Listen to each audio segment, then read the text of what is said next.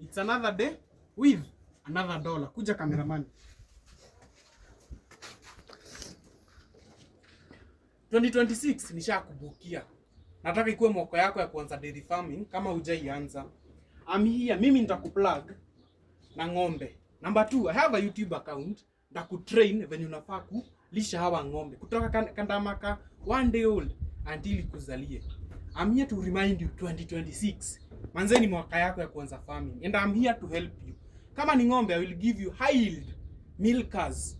And number 2, wale wanataka ndama wako below 3 months, I have pedigree. You get the difference. I have high yielders na wale wako wanataka ndama ziko below 3 months, niko na pedigree. Anyway, you know, this is the real money. Hii inaitangwa white gold.